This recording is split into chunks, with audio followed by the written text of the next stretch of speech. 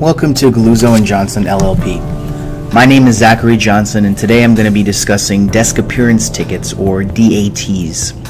A DAT is basically just a process by which you can be brought to court to answer for a misdemeanor charge without having to be formally arrested and detained for the night in jail. DATs are only issued to people who meet special conditions as set forth by the NYPD or other New York State arresting agency. If you receive a DAT, it is a good idea for you to speak with a lawyer prior to your court appearance. The purpose of the DAT is to notify you of your arraignment date in court. Thus, you'll be required, absent special circumstances, to go to the court specified on the DAT on the date and time indicated on the DAT.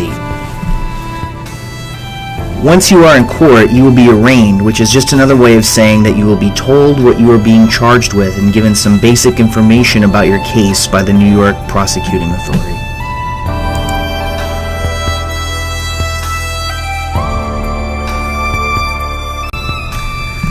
As far as eligibility is concerned, people who have been arrested for committing misdemeanors and some low-level felonies can receive DATs. And people who do not have active warrants, meaning if you have a bench warrant out for your arrest or you have some other sort of arrest warrant, you're probably not going to get a DAT. You also have to have your identification on you, whether that be a valid passport or a driver's license, and you can't be intoxicated. Now, it should also be noted here that domestic violence cases, in other words, crimes involving violence amongst family members or girlfriends, domestic partners, etc., they are very rarely DAT type of cases. And it also makes a big difference if you have a prior criminal record. Usually people who have prior criminal records are not going to be receiving DATs, and people who have been arrested for the first time, assuming that they meet those other qualifying conditions, usually will be issued a DAT.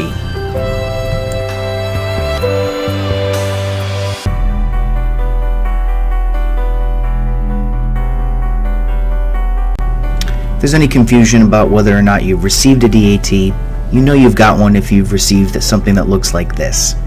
And there are several different components to the DAT, so I'll just break those down briefly for you now.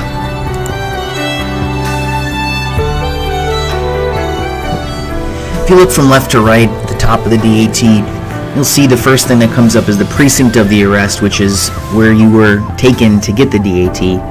In New York City, the precincts are numbered, so in this case, if you receive this DAT, you know that you were arrested at the 6th precinct. The middle number is just a tracking number, and it's an internal tracking number from the PD. And then on the right-hand side, you have an arrest number, which is something that is used to track the case from the time of the arrest until it actually receives a docket number, which actually happens in court.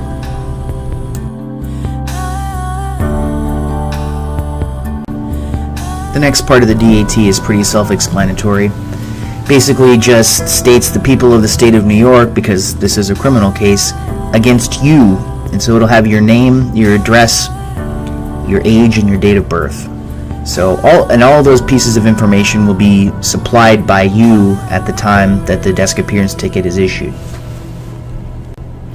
The next part of the DAT is probably the most important part. It says that you're summoned to appear in the criminal court of the city of New York to answer a criminal charge made against you. Now, this is a New York City DAT. However, if you received a DAT somewhere else in New York State, it would say, instead of the criminal court of the city of New York, the county court of whatever county you're in, or whatever court it's going to be that you're supposed to appear in.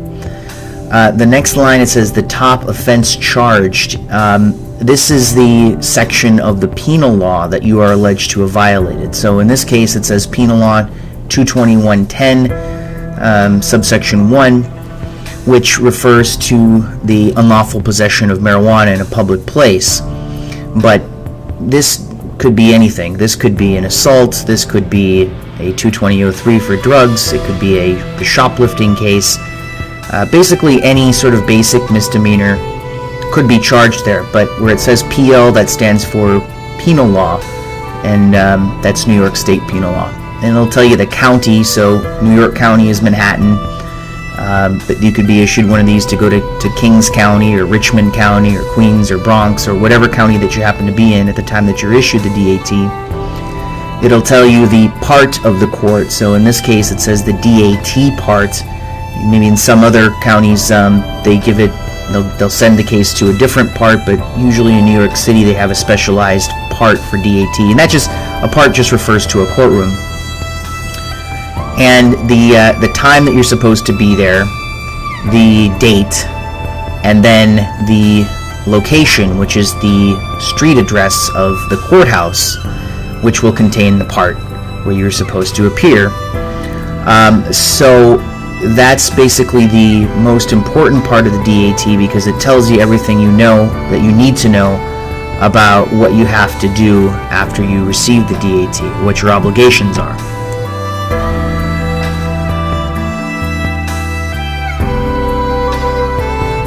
DAT then gives you very clear instructions about what you're supposed to do. It says that you must appear at the time and date indicated above and present this form to the court clerk. Should you fail to appear for the offense charged above, in addition to a warrant being issued for your arrest, you may be charged with additional violations of the penal law, which upon conviction may subject you to a fine, imprisonment, or both. So basically what this is telling you is that you have to show up, and that if you don't show up, you could be charged with other violations of the penal law, which could include bail jumping or some similar charge, or contempt of court. Now, it should be noted here that there are very special conditions that can apply in some cases where if you hire an attorney to do the DAT, you may not need to show up. Obviously, it's very preferable for you to show up, but if you've got plans to be out of the country, or just for some reason you just cannot make it to court on that day, you're going to have to hire an attorney, but if you do that, there's a possibility that the judge will not issue a bench warrant. So it's always the better practice to personally appear, but there are some very small amount of situations where you can actually send an attorney in your stead and hope that the court would not issue a bench warrant if you simply cannot make the day that is specified on the DAT.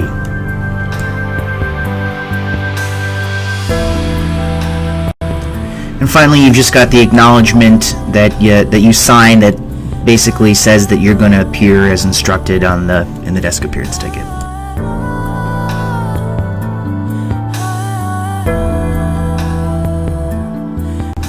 It's always a good idea to call an experienced attorney for representation at your arraignment on your DAT. If you call Galuzzo and Johnson, either I or one of my partners will meet with you prior to your court date to discuss the charge, the sentencing possibilities, the likelihood of resolving the matter with or without trial, and any collateral consequences type questions you may have.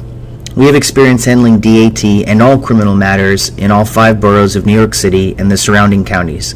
You can reach us at 212-918-4661.